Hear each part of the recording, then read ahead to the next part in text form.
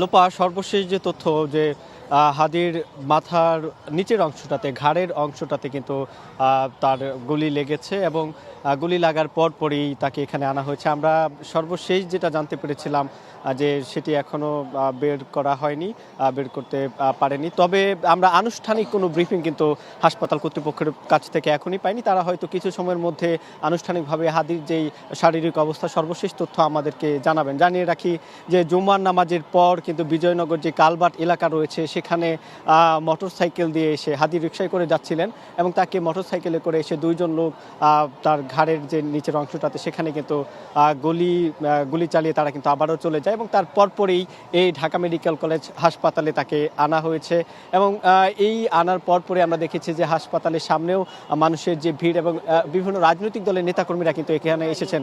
হাদি কিন্তু ঢাকা ৮ আসনের স্বতন্ত্র প্রার্থী হয়ে নির্বাচন করার ঘোষণা দিয়েছেন এবং সেটির প্রচারণা গণসংযোগ সেটি কিন্তু তিনি চালাচ্ছিলেন। এখানে আমরা দেখেছি যে ৮ আসনের বিএনপি প্রার্থী যিনি রয়েছেন মির্জা আব্বাস তিনি এখানে এসেছিলেন এবং জামাতের পক্ষ থেকে ৮ আসনে যিনি প্রার্থী রয়েছেন ডক্টর হেলাল উদ্দিন তিনি এখানে এসেছিলেন। একই সাথে জাতীয় নেতৃবৃন্দ যারা রয়েছেন জামাতের আমির এখানে এসেছিলেন এবং নাহিদ ইসলাম এনসিপির যিনি আহ্বায়ক তিনি এখানে এসেছিলেন। অর্থাৎ সব কিছু মিলিয়ে হাদির সর্বশেষ যে অবস্থা সেটি এখনও আমরা সর্বশেষ তথ্য অনুযায়ী জানতে পেরেছি যে এখনও আশঙ্কা মুক্ত কিন্তু তিনি নন, তাকে এখনও তিনি এখানে ভর্তি রয়েছেন। আমরা পরবর্তীতে যদি হাসপাতাল কর্তৃপক্ষকে যদি আনুষ্ঠানিকভাবে ব্রিফিং করেন তার পরবর্তীতে আমরা সেটি সর্বশেষ জানাতে পারবো। তো লোপা এই ছিল আমার কাছে সবশেষ।